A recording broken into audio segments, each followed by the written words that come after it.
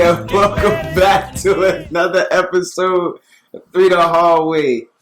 I am Tariq Rashad. This is my boy Mary Man Rock. It's regular old John today. Regular old John. Again. We're gonna get to it. We got a lot of topics on the board for y'all today. Had to take a water shot.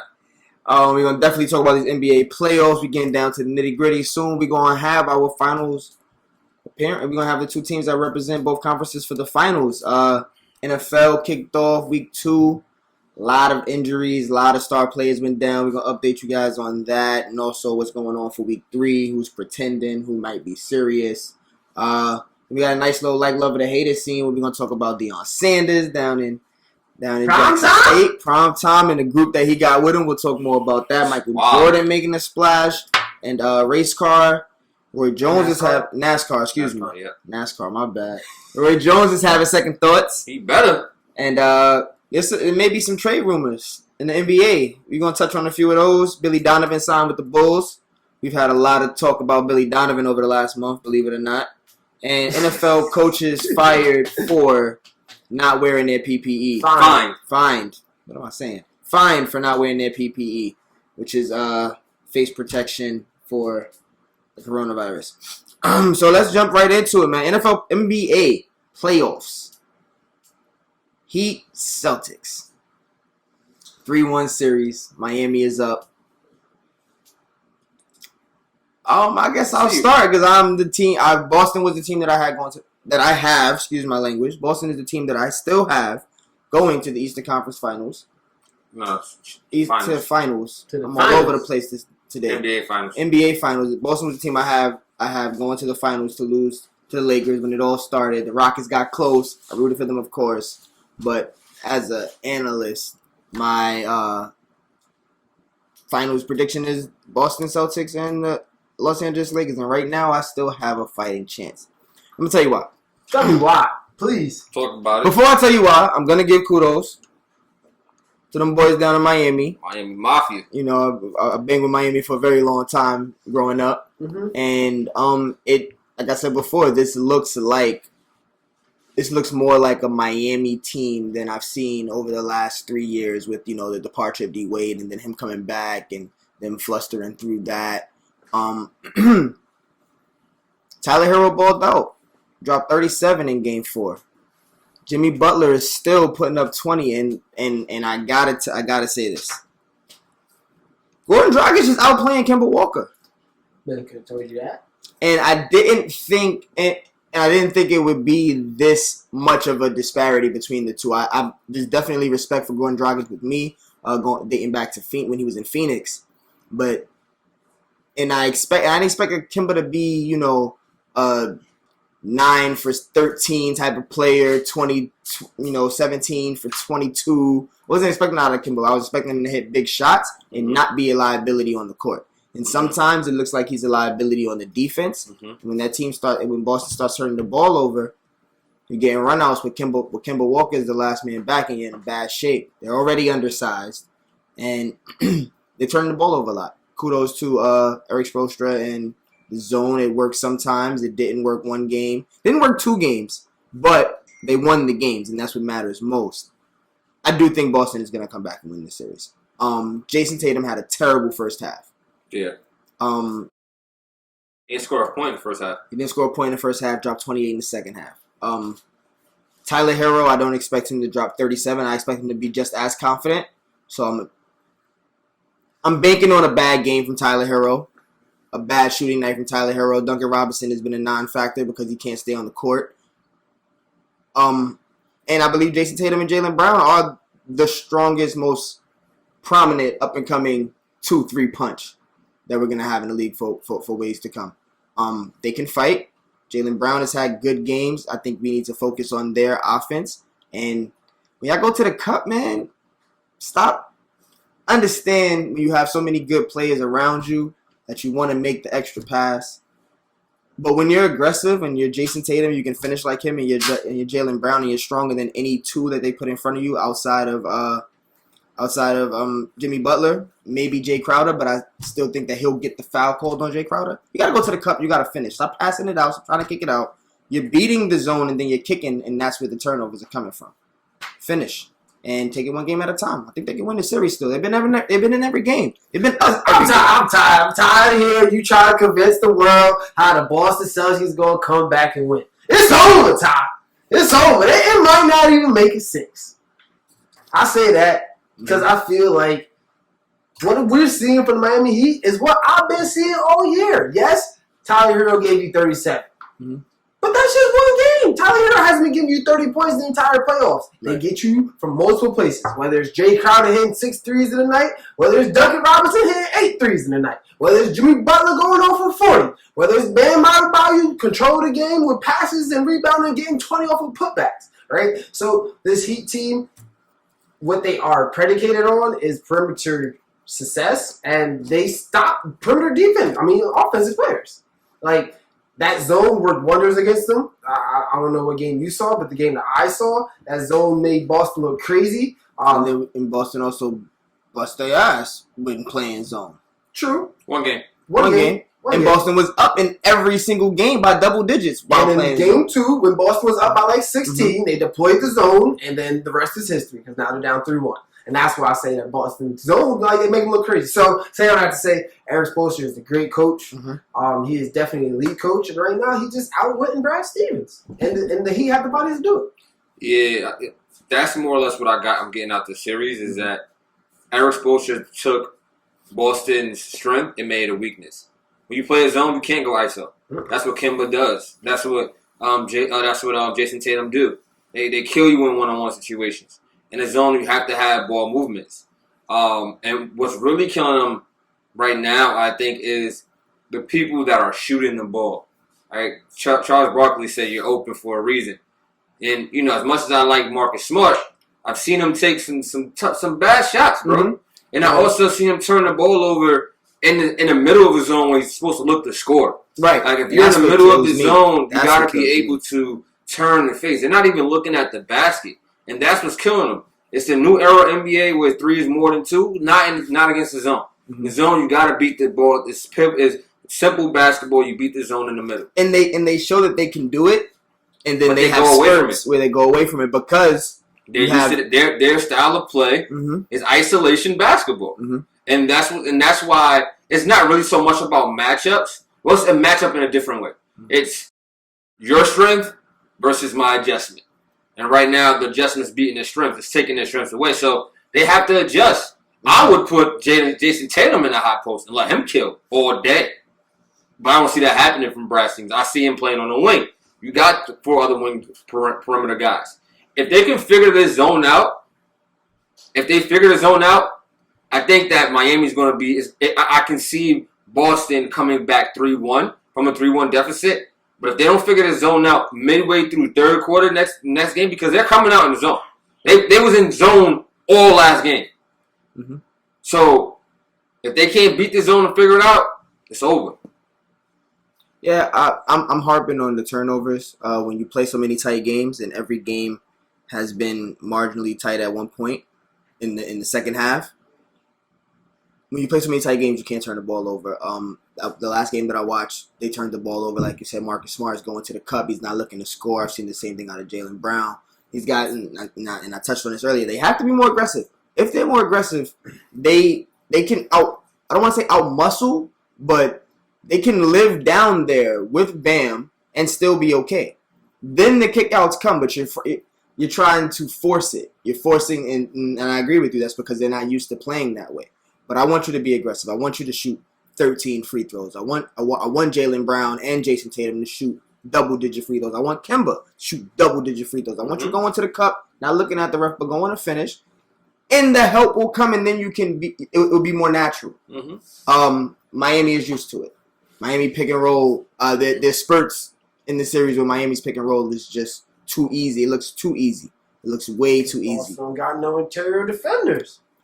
Yes, and then at the same time, Miami has constructed a really good team where if you do help down, which you have to do with on any good pick, you have to help a little. The rotation, if your rotation is not crisp, there's a shooter here, shooter there, No, you got star Bam. player that didn't touch the ball yet, and Bam rolling. I agree. And if it's Dragic with the ball on the pick and roll, he's very good at making those decisions. His career has been very across the board the same way, and he's lived off of this. He's been effective this way, and now he has, a star player and the team around him to really show you the shine of Goran Dragic and his decision making. And he's hitting some clutch baskets too in the fourth quarter. He's hitting some it's everybody, Ty. It's not just Dragic. It's Duncan Robinson. It's Tyler Hero. It's Jay Crowder. It's Jimmy Butler. It's everybody on that team is going to give you clutch baskets from one game to the next. Right. So I hear what you're saying, and I'm just going to say this. This is the last part I'm saying. I feel like if they did have an interior big, like saying AD, who could be able to hedge a pick and roll, still recover for it, maybe not Anthony Davis, but a big man that's versatile enough to do that, they would have more success. But because they don't, every time you get a screen and roll and you got ice on Dragic, now you stuck in the water because it's Bam on whoever. I'm going to leave you with this stat. The series is tied. The series is 3-1. Mm-hmm. But the score from each team it's tied. Is the same. It's tied. Because they're in every game. What does that tell me? The People who control the game and don't turn the ball over wins the game. Easy. And right now, Miami is doing a better job of that. Boston has to execute down the stretch. Mm-hmm. Yeah, I agree with you. And it's funny because Boston has forced turnovers in the end of the game. They did it last night with Jimmy Butler turning it over. They got Jimmy Butler to miss a free throw. But you put yourself in a hole like that, and it's really hard to come out of it. They came out in the third quarter flat again. Another flat third quarter. They were only down by 6. It's the zone, at the end bro. of the second quarter. It's the zone. So, it's the zone. It's messing them up. But I think Boston is still in the series game by game. There's an opportunity for them to win each time. But we can move on to the Lakers and the Nuggets. Little series brewing up there. As of right now, as we shoot this show, Joker said, "I am big man," and the Nuggets have made it a series. I guess they made it a series. Yeah. This is expected for the Nuggets. I believe a few shows ago I did say the Nuggets would at least make it a 6-game series. I believe the Lakers would win in 6.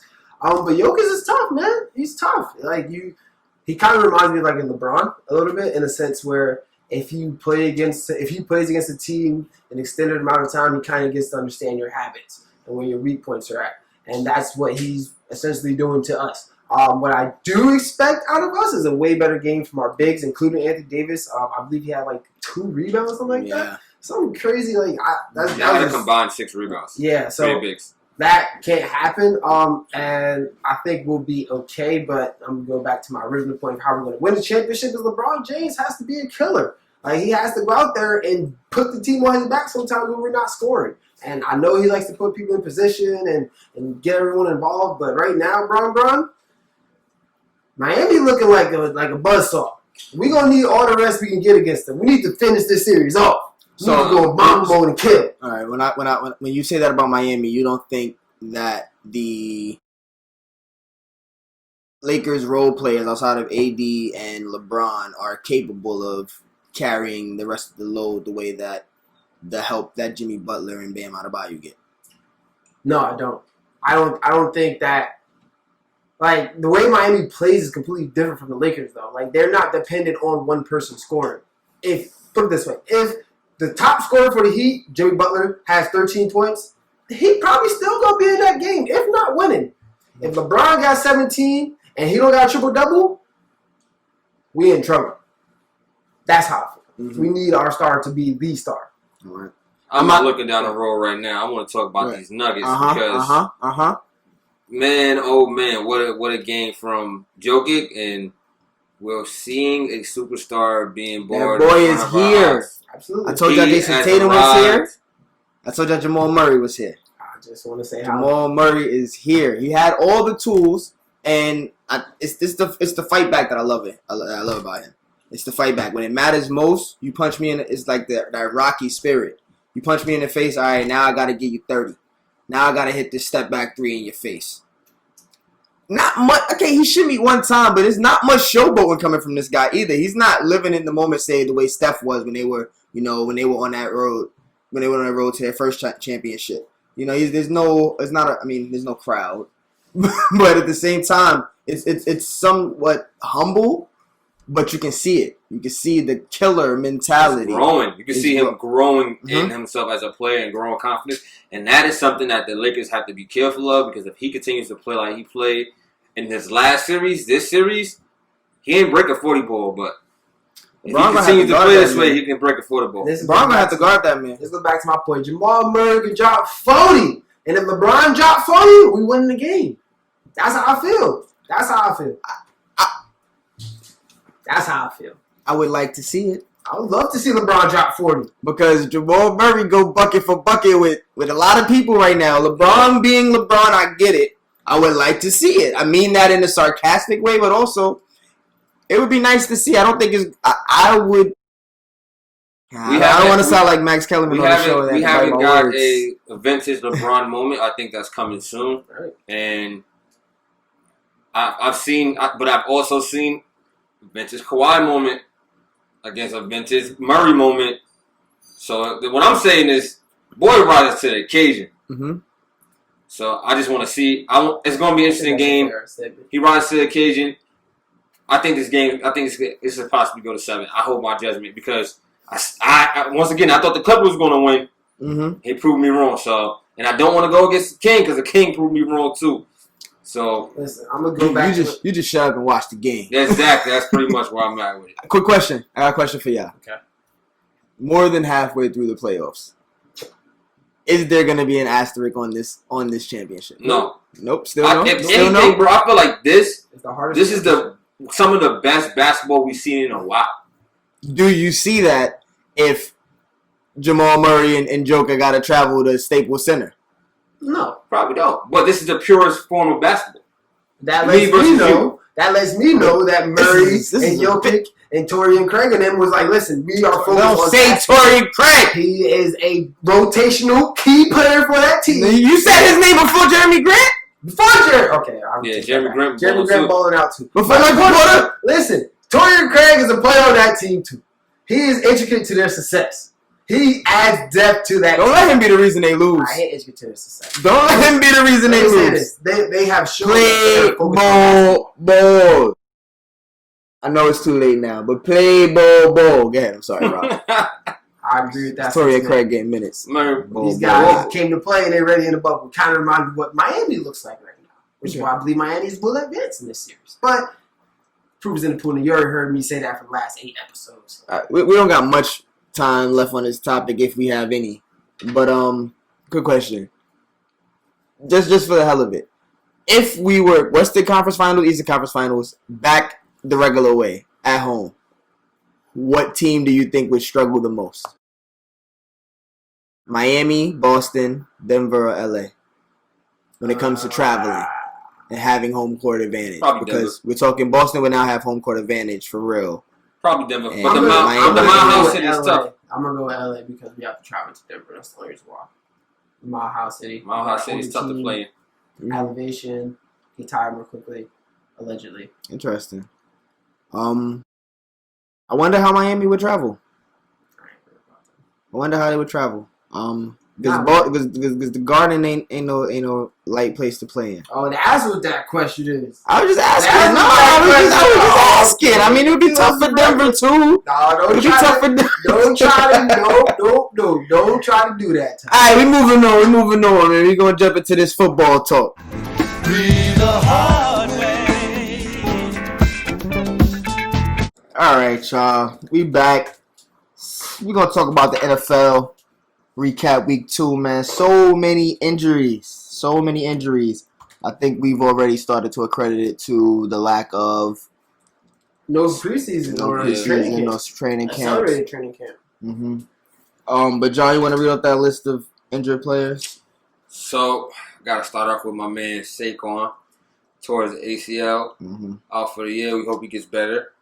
Nick Bosa, Solomon Thomas, Richard Sherman is not out for the season, but he's out.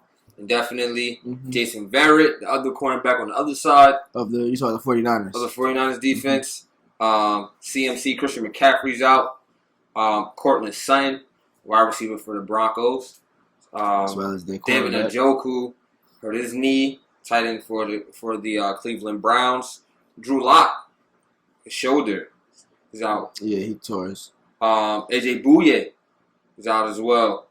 Bruce Irvin, Anthony Barr, and there's a couple others. Jimmy G is out, and so is Tevin Coleman and Mozart. So you said we wanted to talk about the ones that just want to hit the hardest. For me, it's not one, but the whole 49ers defense is just in shambles right now. You lose your starting cornerback. You sign the other cornerback, Jason Verrett, to play the other side. He's out. And then you have 2 ACL injuries back-to-back in the same game. It's terrible and unfortunate what happened for Nick Bosa and Solomon Thomas. And Nick Bosa just came off of a great season. You lose DeForest Buckner, right? He goes over to the Colts. But you do get Kinlaw, who's a rookie, who's supposed to have a great season. But yeah, these guys are just banged up. And then you lose your quarterback too, and 2 of your starting running backs. So those, I think, for me, that's the biggest impact. Just the whole 49ers team and like how they go against the Giants, which is fortunate for my Giants. We don't got to play against that stacked team. Knew the Giants was going to circle his way back in here for you. Of course, man. You know, Danny Downs, we signed Devontae Freeman. He just came off of an injury. Hopefully, he can stay healthy. But how does he fill the Saquon shoes? He's not going to be as dynamic as Saquon. I think that he can be as versatile because he can catch the ball outside of the backfield. He can run the ball.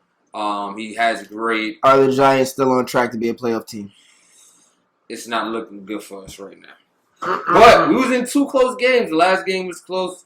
The Steelers game wasn't that close, but the last game we came back. Our defense looked really good in the second half. We shut them down. But would I say a playoff team? Yeah, I'm gonna say we a playoff team. Heck yeah, because the Eagles ain't doing what they supposed to do. Dallas they had a great second half last game. Dallas got handed a win. Against Dallas got handed a win. What is this, episode 9? The Frying Birds. 2 down, 12 to go, baby. Yeah, 2-14. But he's down to 2-14. 2-14. But I think that we can make the playoffs with the NFC East the way it is. My biggest injury impact, I had a couple. I look at Denver, and they lost Drew Lock, their starting quarterback, their star receiver, and Cortland Sutton, and also Philip Lindsay was hurt as well. Yeah, and they got Melvin Gordon. That's where the impact came in for me because Melvin Gordon just kind of walked his way into really competing for that starting spot again. You know, Philip Lindsay, as great as he was last year, is a walk-on as well. So competition is clearly big in Denver. And Melvin Gordon has now placed himself back in the position to be a star running back if he can put up those star numbers. And again, he'll have some motivation because he's playing 2 games against the division that just let him go in the Chargers. And he's also became a star in that division. So he's very familiar. So I looked at that injury combination as they don't really have anybody to throw the ball, but who they wanted to throw the ball isn't going to be the guy. Judy. Right. They don't have the guy. Jerry. Yeah. They don't have, and Cortland Sutton was the star receiver. Yeah. I mean, Philip Lindsay's banged up. You kind of look down the roster and it's Melvin Gordon. That's going to have to be our key. And then in the same division, injury impact. Tyrod Taylor with the Chargers.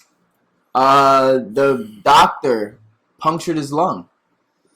Yeah. And at first it was reported as just a chest injury. He didn't play the game. And rookie Justin Herbert, man, he turned up. He didn't get a W, but he took the Chiefs to overtime, played a hell of a game. He's going to play again now that we know the injury that Tyrod Taylor's dealing with. So injury impact. Is this a conspiracy theory, Todd? No, I just feel like Tyrod Taylor has always played his career in a position where there's not enough slack on your rope to solidify a position as the franchise quarterback. because of the style of play. Granted, he's been a winner. He's a winning quarterback. But the style of play doesn't scream franchise quarterback. So he keeps ended up in these quarterback situations. And here we go again, another rookie primed to show his stuff and possibly take Tyrod Taylor's spot again. Yeah, just that's like what happened in unfortunate, Buffalo. man. And Yeah. I just feel, and it's crazy Why that it happened how by it happening. Yeah, by your own position. I just you hate to see it. In this most unfortunate situation, but you gotta hold people accountable, man. If you are an MD, you're a doctor. People are trusting you with their careers and they're trusting you with their life. This is a decision that can alter his career. Absolutely, because who's to say that he gets another opportunity as starting quarterback? Exactly. Yep. Exactly. So the Chargers was a prime spot for him. It's going to be interesting to see how this plays out. I hope it is a prime spot for him. Sorry. Yeah. Yeah. For me, you kind of touched on the one I was going to talk about with Justin Hubert and Tyrod Taylor. But aside from that, I'm definitely going to go with the Eagles wide receiver core. Jalen Reagor just broke his thumb for like 5, or I believe it's the same injury that Drew Brees had last year. So he's going to be missing a good amount of time. But the Eagles just get hit year after year with injury, like the injury bug, especially for receivers. It's like. If you want to play receiver for the Eagles, you can only play 3 games because like they don't last, and I think that's a part of the reason why they're looking bad. I don't think Carson Wentz, he needs to pick his game up, but it doesn't help when your top 4 reception guys, Marquise Goodwin, who's out for the year, Sean Jackson ain't played the staff, Alshon Jeffrey, and now your first round draft pick is out, so. It's gonna be a lot of tight end and running back action over there in the passing game. Yeah, they got 2 good tight ends. They got Ertz and they got Goddard. Yeah, and Goddard is putting up numbers similar to Ertz. So, yeah, man, he's going to lean on them. Hopefully D-Jack is healthy. And hopefully Alshon gets back on the field, man. I just feel, for Alshon Jeffrey, bro, it's been an injury. Yeah, man. He got the Super Bowl ring, and then since then, he just been hurt. But speaking of a Phillies receiver, Alvin been catching passes out there in Las Vegas. He ain't been dropping them like he been in Philly. So he was on national TV. We seen him catch some pretty good catches. Dropping catches last year on national TV. Yeah. But speaking of Nelson Aguilar catching passes, and I think Zay Jones caught a pass in that. Caught a touchdown pass. Crazy. Darren Waller was balling out. And you spoke about the Eagles and the lack of receivers. Kind of puts Zach Ertz and Dallas Goddard in the same realm, maybe not in talent, but in fantasy football. And a little bit of a fantasy update for you guys. When you look at like the Eagles, with all these people out, with all these stars out, and all this shifting around the rosters, who do you think gains from this, or who should we be watching out for? Well, I think the person that benefits the most from this is probably going to be Miles Sanders, the running back, and Boston Scott over there too. If you're in a deeper league, specifically the Eagles. Yeah, but I think that Doug Peterson's going to get very creative with how he wants to create yards on offense, knowing that his top 4 receivers are literally out. And it's going to be a lot of screen plays. I can see a lot of flats, a lot of running back wheel routes and motions and things like that. But I can see Miles Sanders having a big rest of the year. I'm going to head west, and I'm going to say Melvin Gordon. They're going to lean a lot more on the running game because they don't have that go-to quarterback in Drew Lock. I think that he's going to be utilized a lot more, a lot for check-down routes as well, and also screenplay just to, get the quarterback in flow motion. So that's what I'm looking at for fantasy. Copy. I would talk more about a departure than necessarily an injury with my fantasy update. Deshaun Watson, my boy, drafted you as my first quarterback. Knew what I was doing. Strong quarterback, but his number it's tough. One, because he's played Baltimore, Kansas City, and this week he's going against the much improved 2-0 undefeated Pittsburgh Steelers. But it just doesn't look the same. And we talked earlier about not having training camps and not having preseason to get your rhythm together. But that receiving core that he has right now. Will Fuller didn't catch a pass last week. I think Brandon Cooks is doing okay, but they're not looking at like an explosive offense like they have in the past. And that's, I mean, of course, Houston hangs their hat on defense, but you know, DeAndre Hopkins was a 1,500-yard receiver. Mm-hmm. So they need to fill that up, and that's probably why Deshaun Watson isn't producing in fantasy the way that we would expect him to. But I'm gonna keep him, and he's still gonna play a lot of games because it doesn't get much tougher than this in the AFC to start the season.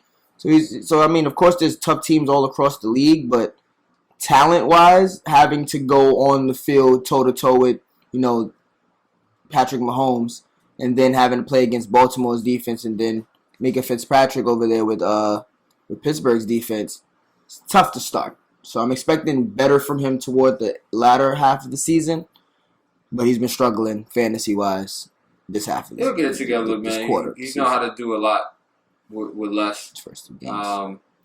He's a scrambling quarterback. He makes plays happen. You know, he just got to find chemistry. And like you said, he wasn't able to build that chemistry without when he usually had that time to with training camps and things of that nature. So the question is, will it be too late? Right, because they're 0-2. Any fantasy matchup that you guys are looking forward to this weekend? Like as far as, what do you mean by that? Hey, quarterback versus a defense, receiver. I'll tell you what I'm looking forward to. I'm looking forward to what these DK Metcalf and Tyler Lockett and let Russ cook with them Seahawks doing against that terrible Cowboys defense. Boy, I tell you, it's going to be a shootout. I really do expect that to be a shootout. So they have been letting Russ cook. Letting Russ cook. And hey, man, for what it's worth, Dallas did take Seahawks out of the playoffs 2 years ago. That was before they was letting Russ cook.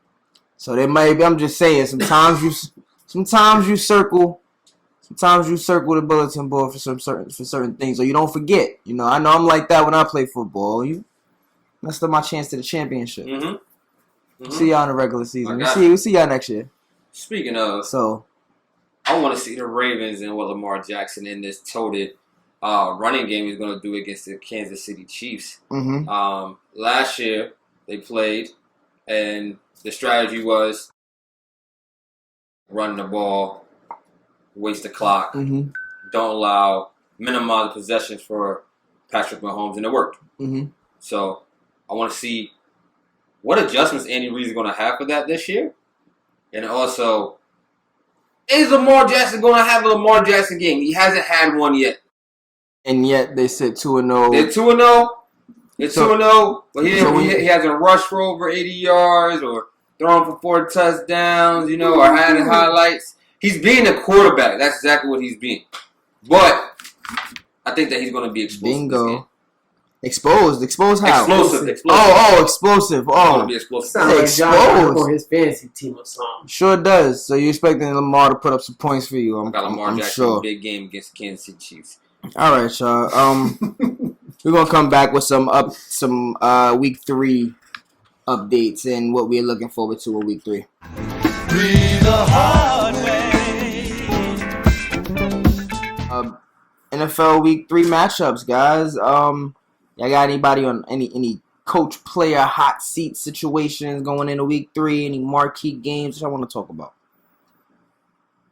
I'm tired of this, man. I'm tired of, as a Falcons fan, coming on the show and having to say, I know it's going to happen. Well, we should have definitely at least won the ball game. So Dan Quinn, Thomas Dimitrov, Arthur Blank, please hear my roar. Dan Quinn has got to go. Matt Ryan's window is closed. Julio's window is closed too. So you know what that means? Our window is closed. It's time to rebuild. Get him out of there. At least. Wait!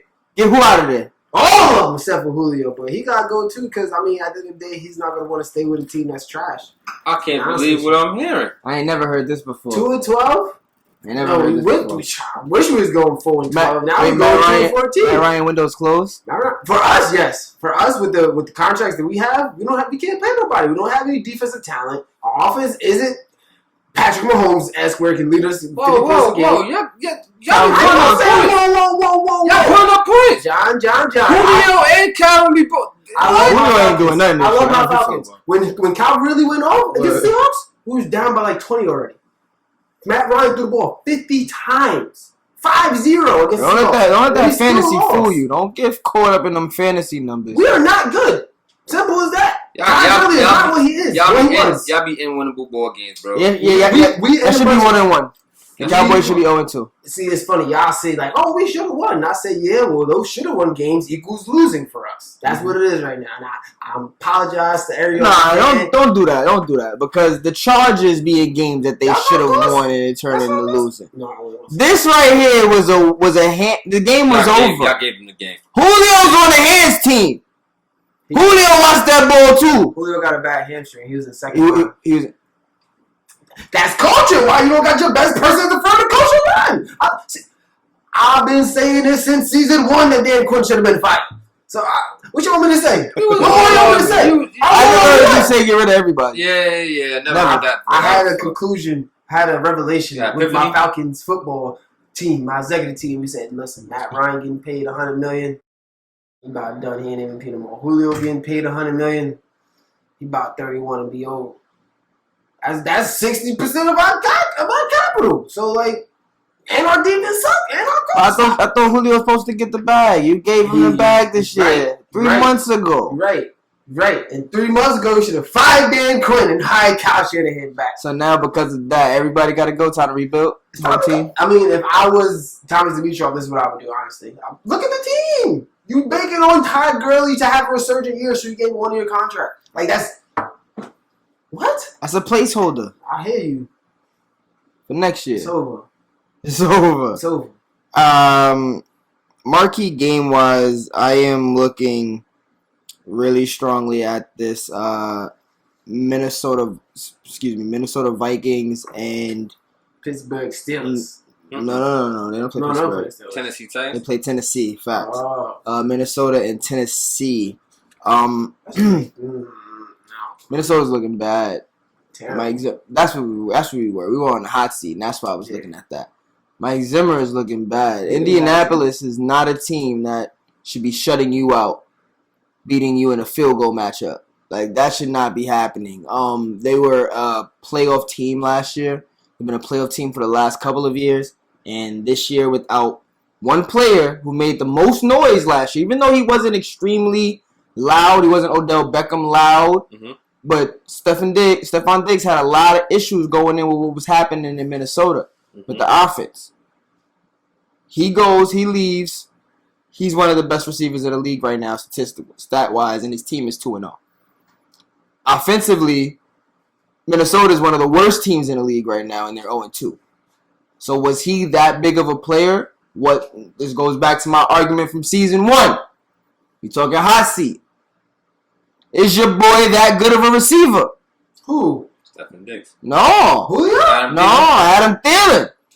Is your boy a top 5 receiver like y'all love to jack when he's being he's undershadowed, being highlighted. He was hiding last year. You can go in the slot, you can go here, you moving around, you hiding behind the tight end, you hiding. There's no hiding. It's early. It's very early, but that's where the hot seat is for me. That Minnesota team. Maybe it's because I'm truly becoming a Stephon Diggs fan. I watch a lot of his route running things on Receiver Factory on Instagram. Shout out to them. But that Minnesota team is looking really bad. And Stephon Diggs is catapulting Buffalo into, to me, what I expect them to be, a really good team this year.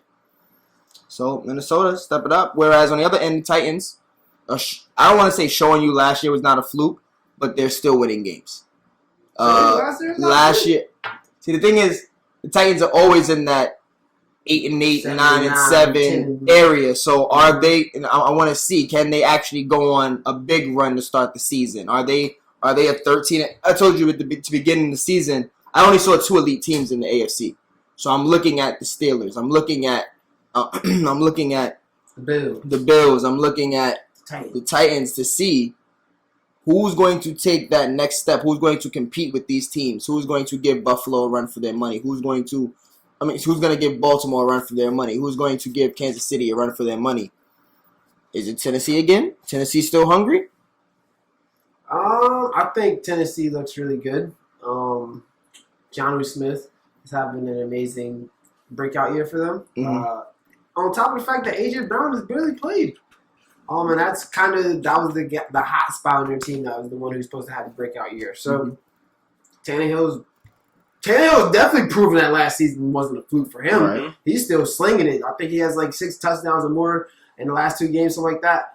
But I think they are definitely in that playoff tier for the AFC. Yeah, I don't have anybody in hot seat right now. I feel like you said it already. My person was going to be Dan Quinn. He's just. I mean, it is what it is at this point.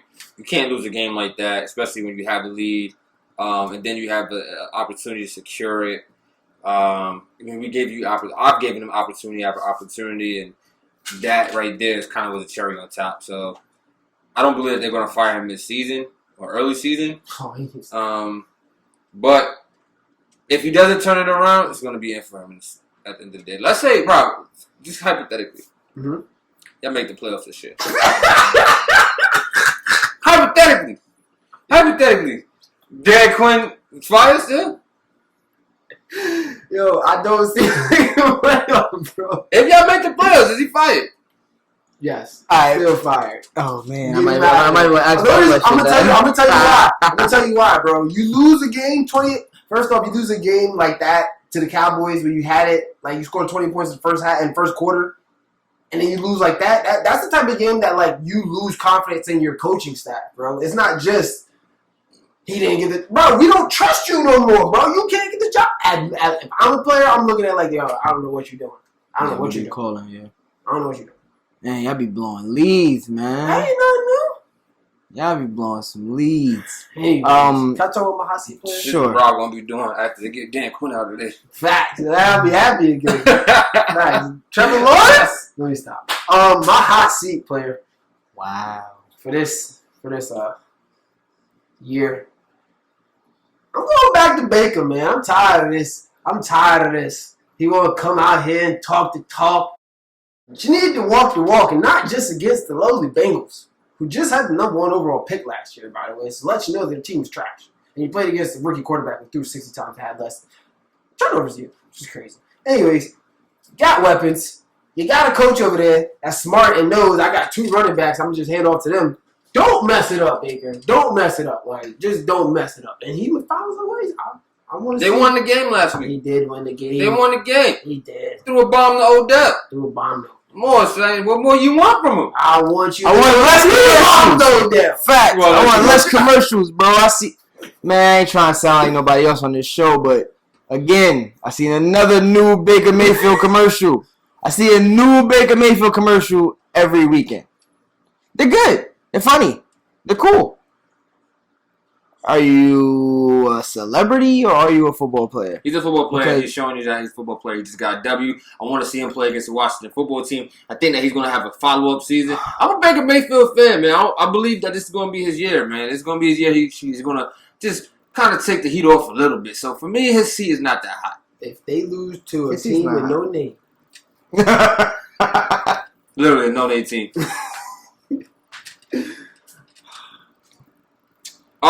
Matchups. We're going to talk about the Marquee game. There's a couple of games on here. I know we talked about the Chiefs and the Ravens earlier. Seahawks and Cowboys, that's going to be interesting. I said it last season, I believe Drew Brees is better than Aaron Rodgers. And boy, what better way to show it in this game right here. We're going to see who's a better man, mano y mano, Brees versus Rodgers. both of them could be out with the #1 receiver. Both of them can be out without the #1 receiver. Even better, Yeah, it's a true matchup. true matchup. Neither one of them have elite defenses. And to me, I like this matchup so much more because I feel like Aaron Rodgers got something to play for right now. So you're gonna get the best of Aaron Rodgers for a very long time. I don't know if that is gonna equal every win, but Aaron Rodgers is a winner. So man, I like that matchup a lot. If I had to choose though, I'm taking Aaron Rodgers, man. I'm taking Aaron Rodgers and the Packers. Aaron Jones is running like a maniac right now. He's all over the place. The Saints, although they got the first win against Tampa Bay, they didn't look great. I didn't watch their second game. They lost to the Las Vegas Raiders. Oh, I'm lying. I did watch their second game, and they didn't look great there either. I mean, other than leaning on Alvin Kamara, which is not only because of Mike Thomas, but even if I had Mike Thomas on the field, I would lean on Alvin Kamara too. But Drew Brees didn't look like Drew Brees. He didn't look like Drew Brees game one either. Mike Thomas only had 3 catches, I think, 17 yards in game 1. 3 for 17. 3 for 17. Alvin Kamara just got the big contract. Listen, this is more than just a matchup, is what I'm trying to say to you. This is more than just a matchup. I mean, you're fighting for playoff contention. Yeah. So when you lose your number one receiver, you gotta make those adjustments. If it's anybody that knows how to play and toss the ball around the field, it's Drew Brees. It's Aaron Rodgers. You're going to see. Receivers. I say this. Next week topic, which division is worse? The NFC South or the NFC East? That's disrespectful. Both of y'all divisions looking bad. They worse. At least our team got wins. The Cowboys beat y'all. After y'all was... y'all crazy. Y'all team suck. That's a good question. I still like to say the Saints are better than the Eagles and the Cowboys and the Giants and no team with no name. Mm-hmm. You'll see. Who you got on your marquee matchup? I like that matchup. I want to talk about a little bit more. I'm looking. Listen, the reason I say Aaron Rodgers is going to take over this match because Drew Brees looks. He looking like Ty said, looking a little old, man. Like a little sus, bro. What I saw in that Monday night game, although you say they were leaning on Alvin Kamara, I say that's the only thing he could do was duck down to Alvin Kamara because he can't throw it down the field that far anymore. And I think that's going to show in the Sunday night game. What would I say this? Sunday night game. And I do believe the Packers defense is formidable. They played well the last 2 weeks. They had defensive touchdown last week, so I think that Drew Brees is going to have his handful without 144 catches and 1,000+ yards on the sideline. And Mike Thomas. Mike Thomas, yeah. I'm gonna say something right quick. I'm spitballing this. Y'all just tell me how y'all feel.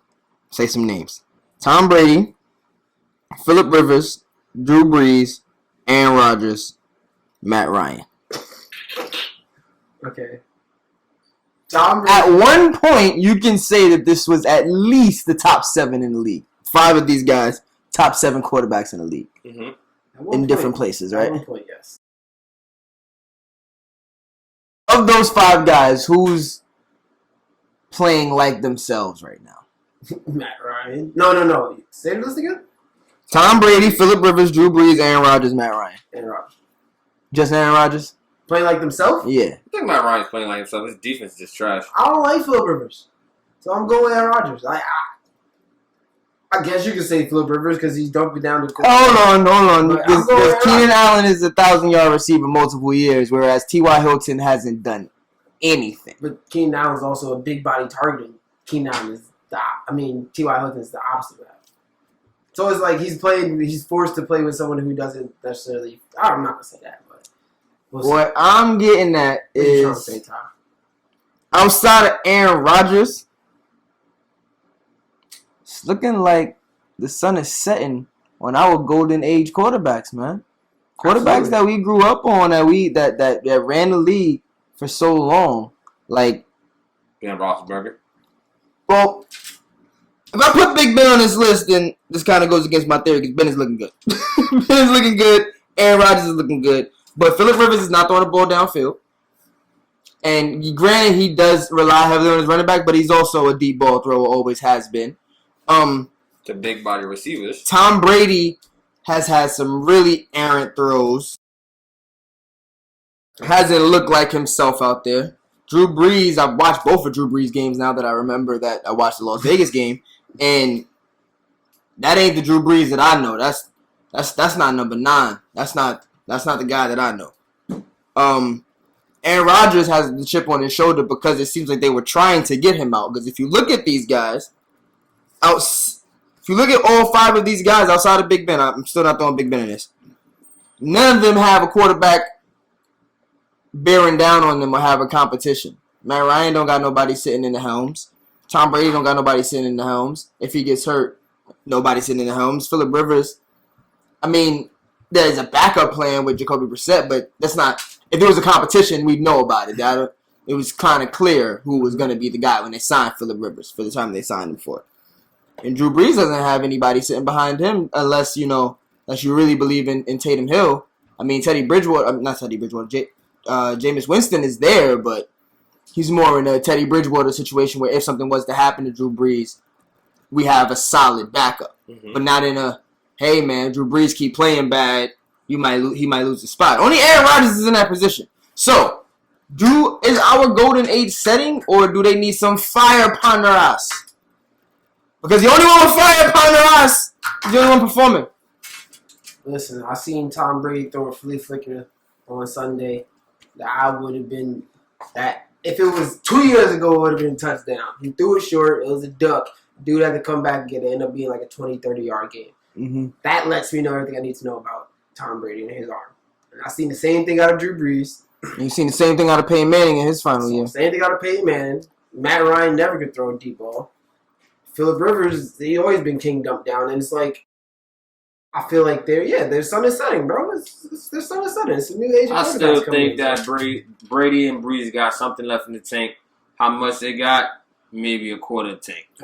Maybe a year. See, the thing with guys like that is they're so cerebral, especially when you talk about Breeze and Brady, and even Big Ben relies on his movement more than the rest of these guys, but. Even Matt Ryan, Phillip Rivers, they're so cerebral that you know that they can keep you in a game or win a game for you with their arm. I think also with their play calling, these are vets, these are winning vets. These aren't just vets that's just been around. So when you say they still got more left in the tank, to me it's like having 75% Tom Brady is better than having 50% of the quarterbacks in the league, which could be true. I mean, if you think about all the backups, and I would take Tom Brady, maybe not over 50% of the starters, but if I can have Tom Brady on my team 75%, it's not the worst thing in the world.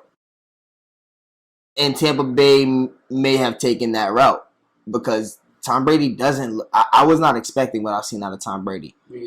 Sean Payton may be thinking maybe this is why Taysom Hill plays so much, why he's so acclimated into the offense, because deep down they know that there may need to be a change in scenery.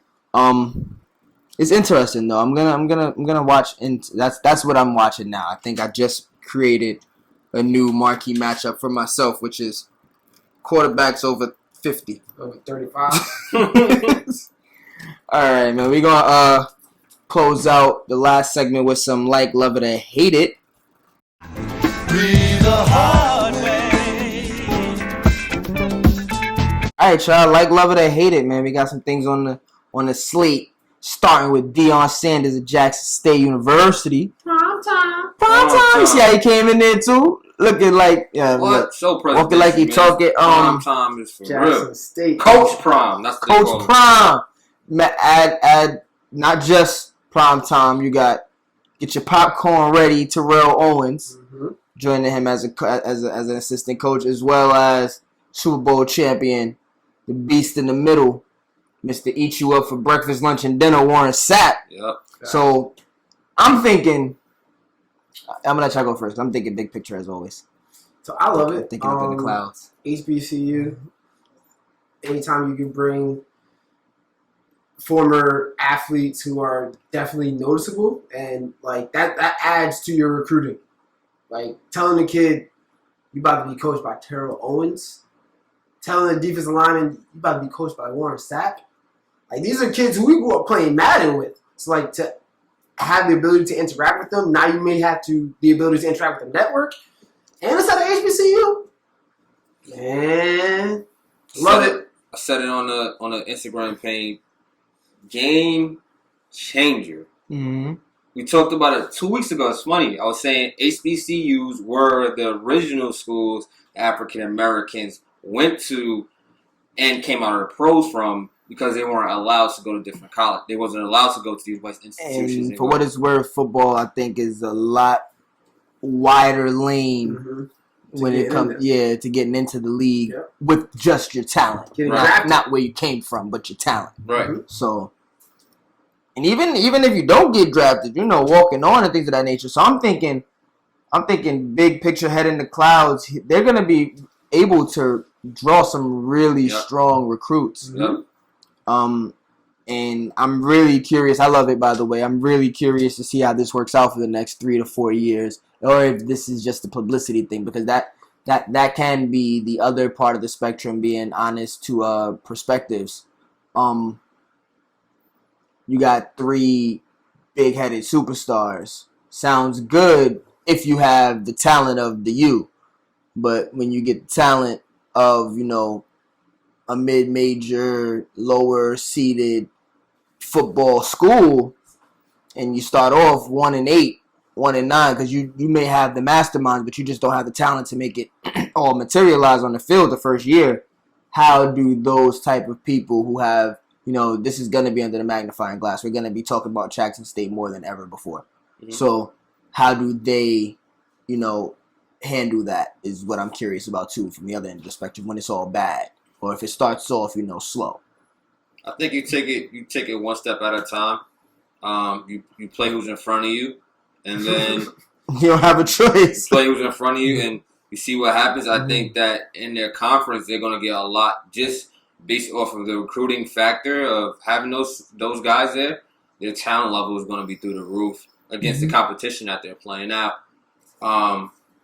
If they go play against a top like a ACC team or SEC team, that's going to be their challenge. I feel like that's going to be the challenge. But can you imagine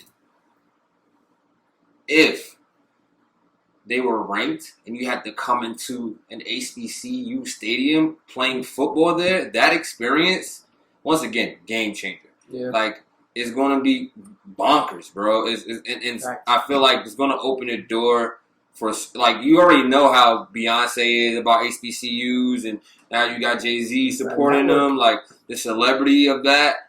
Can you, like, I just see all the star power there just supporting them, because Deion Coach Prime is connected in so many different ways that he's going to put these kids in a lot of positions to succeed, not just on the football field. So it's a big pickup, and I love it. I love it. Copy. What's about Michael Jordan? Denny Hamlin? Yeah, Michael Jordan and Denny Hamlin are forming a partnership to start a NASCAR team, and they're one driver team. Yeah, one driver team, and of course, something's right. The driver's going to be Bubba Wallace. Mm-hmm. I'm happy. I really love this. Can you give the folk a little backup on Bubba Wallace for those of us who aren't, NASCAR hip? So Bubba Wallace is the lone African-American NASCAR driver on the circuit. I want to say about a few months back, he actually had a situation where there was a garage tire that was tied up in the form of a noose, and that was left in his garage. NASCAR did a whole investigation, but it's just very ironic that the only noose that looks like garage tire happens to be in the garage of the African-American driver, especially after all the racial injustices around George Floyd's time. And to see him getting resources and help from Michael Jordan is going to be huge. Not only that, but to have like the Jordan brand at those NASCAR events is going to be huge for him marketability-wise. And it's just letting the world know that we're still here. Like, we still gonna fight, and we as a people have progressed to a point where we can support our own, and we kind of don't necessarily need to ask other for a handout where we're able to help each other out. So salute to Michael Jordan. Big ups for you with this one because I believe the only other athlete. Well, I'm not gonna go into it, but there's other athletes who have crossed into it. Randy Moss, I believe, Joe Gibbs Racing. So it's only right that Michael Jordan has his own team. Love it. MJ once again creating lanes for other people to follow after him, and looking out for minorities. Yep. So big move, another game-changing move, bringing awareness and also cultural relevancy to NASCAR, which is not something that urban people want to get into or African Americans can get into. And it just shows you, anything can happen if you put your mind to it and your resources. So, shout out to MJ once again. Facts. That's a Fizz crossover. I've been critical of MJ and ways outside of basketball, in the past. I think this is a step in the right direction. I think having BUBBA WALLACE as the driver is dope. And just, black excellence. We preach it on this show all the time. And anytime it stands out, regardless of the situation, we're definitely, or the biases toward, based on things that happened before, we want to push that black excellence all the way through. So I love what Michael Jordan's doing here in NASCAR. Shout out to BUBBA WALLACE. Shout out to Denny Hamlin for being on board. Let's see what they do there. Roy Jones is having second thoughts, like love it or hate it. He's not sure. Roy Jones is not sure if he's the man to fight Mike Tyson. I heard from a source that is going to keep to myself, and he said, I don't know what I was thinking getting into the ring with Mike Tyson. Mm-hmm. Said, I got kids. I got a family. Because the way Mike Tyson was looking at hitting those bags, man, this dude is something serious. So, do I like it? No. Do I respect it? Yes. Smart decision by Roy Jones because he was going to get his head knocked clean off. Listen, man, last night I had a hard time going to sleep because I was dreaming I was in the ring with Mike Tyson. And now I realized that it wasn't me. It was Roy Jones that was in the ring with Mike Tyson. And that's why he couldn't sleep. So, very ironic that literally that did happen. I'm not going to lie to you. But, yeah, Roy Jones, I feel you, dog. I feel you. I don't know what I was thinking either. Mike Tyson looks scary out there, dog. I don't know. Yeah, I don't like it at all. Don't get us hyped up for this. We want to see Mike Tyson in the ring. And now there's people throwing their names in the ring. And I cannot find this gentleman that said he's from Brownsville too. And he's willing to step in the ring with Mike Tyson. I will research that and come back with it next week. Maybe throw it on the edit or something. But I want to see Mike Tyson fight. Get on this, man. But do you want to see Mike Tyson? I'm sick of seeing him punch a bag. But do you want to see him fight with the rules that was previously stated? Yeah, I do. No cuts. You can't knock somebody out. Yeah. Yeah, I agree with you. And in that case, then, John, man. You put me on the spot, Wayne, because I really didn't want to see him and Roy Jones fight like that. Like, I wanted to see an actual boxing match. I think that, for what it's worth, these guys are professional boxers. If they are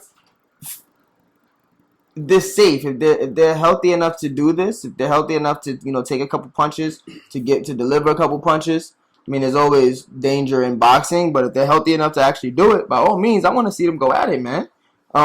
So hopefully someone steps in and takes Roy Jones' spot. Hopefully, it's. Are there any sizable opponents? Is there any true marquee opponent to Mike Tyson's biting my leg? We shall see, but it may not be Roy Jones. Real quick, I'm actually gonna skip over one right quick. We're gonna go into Billy Donovan signing with the Bulls. Like, love it or hate it. Love it. Why?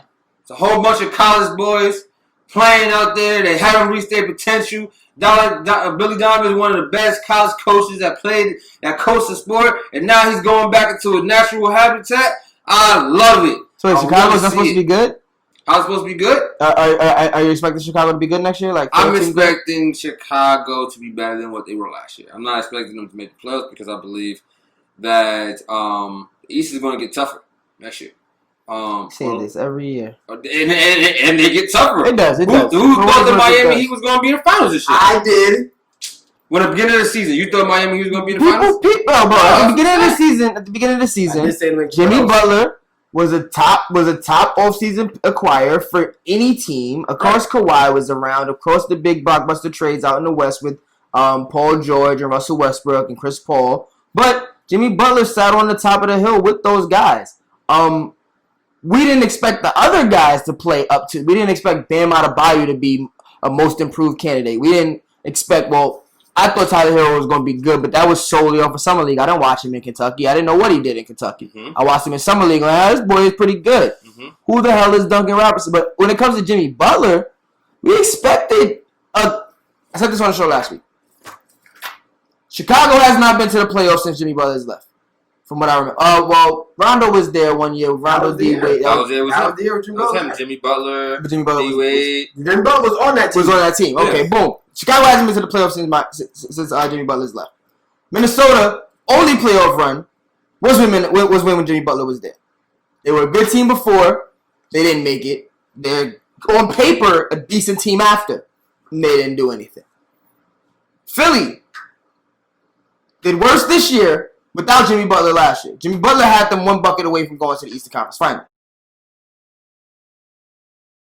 This guy's a winner. Yeah. Why are we not considering him in the same? Because he's not LeBron James. There can only be a certain amount of superstars in the NBA. So he's a great winner. But I'm just saying that I'm not saying that I expect him to go to the finals because I have Boston going to the finals, but I expected Miami to be a very good team. I didn't expect, if anything, it would have been like Toronto.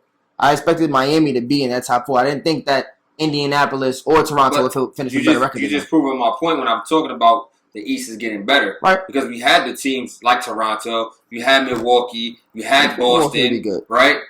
You had Philly, right? Mm-hmm. And now you're adding on Miami. So who's the next team that's going to be better? That's what I'm saying. Not adding on Chicago because I hate it because Billy Donovan is a very average NBA coach. He is an amazing college coach. I think he's one of the greatest in college, actually. But in the NBA, it just doesn't fit the bill, man. I'm curious. Give him superstars. He doesn't produce a superstar level. I like it. I like it because you're not giving him superstars, and that's why you're not giving him. You're giving him kind of. Just to build a team. Of course. Chris Paul played a huge role, and Russell Westbrook averaging a triple-double plays a huge role. I don't think Kobe White will do things like that, but I think Zach LaVine will be able to score buckets better. I think he turns Lauri Markkanen into a way better player. Zach LaVine gets traded by midseason because he can't stand Billy Donovan. Wow. Okay. Not. Coaches fined for not wearing their PPE. NFL was fining coaches about $100,000, fining teams $250,000.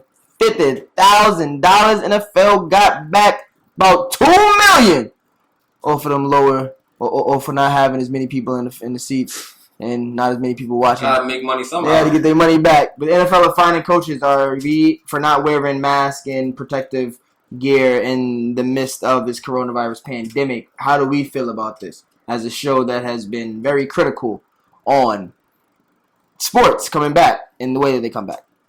I hate it. I think you hate the NFL. You hate the NFL finding them. Yeah, I do. Okay. I think that is not like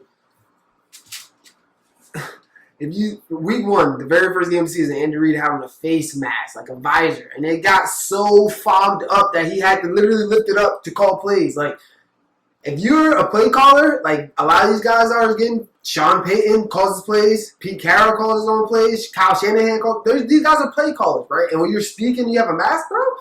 It's annoying, and you're playing on a field with men who don't have masks on, so it's like. To me, we're doing this to show face. We want to show the public that we're all for health and safety. So if we have a coach that's not doing it, we're going to start our hammer down. Like, get out of here, bro. Get out of here. That's how I feel. I hate it. I love it because you have to show the importance of the safety measures that you need to take when dealing with the safety of your players and also when you're dealing with the safety of the referees as well. So when we scrutinize the NFL for having fans in the stands, right? And now they're like, okay, we understand the magnitude of the virus. right? So That's how you see We it. only gonna make our coaches wear masks. we're gonna make our coaches wear Wear masks. masks. Sorry. So I don't think referees wear masks. You gotta, you got. they're not wearing masks. You gotta start somewhere. Okay. It's funny how you hate, how you love it and you hate it, because I wrote down, I really don't know. For the same thing, are they being safe? I don't know, because we're playing football in a place where everybody's going back and forth to their homes, back and forth to their facilities. So we're clearly not taking it as serious as we was taking the basketball bubble. And I don't know if the NFL are releasing their numbers the way that the MLB was, but we're not hearing anything about people having coronavirus, which is very, very, very eyebrow raising to me. Because why are we not hearing anything about Testing daily. Anyway, we'll see. They're testing daily, but I haven't seen any, and maybe I need to do more of my own research to find out if they are doing any, if they are releasing any numbers or statistic. If they haven't had any reported cases. Right. They reported that though. Okay. That's that's what I'm asking. Yeah. So I don't know how I feel about it. I do think that I hear you what you're saying about Andy Reid, but the second game he wore the same visor, or wore a different visor, and so provisions had to be made. Everybody from work to living to traveling or learning learning how to ride the bike, learning how to build the bike while they ride it. But safety should come first. So I'm more leaning toward liking it, but I also think that the NFL is taking shots with taking 350,000. Yeah.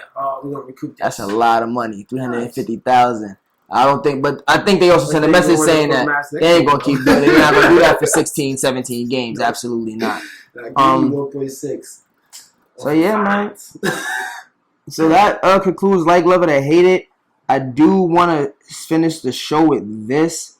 It wasn't necessarily on the agenda, but being having the platform that we have and our mission statement being what it is, I thought it was very important that we mention this. The people that broke down Breonna Taylor's house door, I want to make sure we say her name, broke down her door and killed her in her sleep while she was in her bed.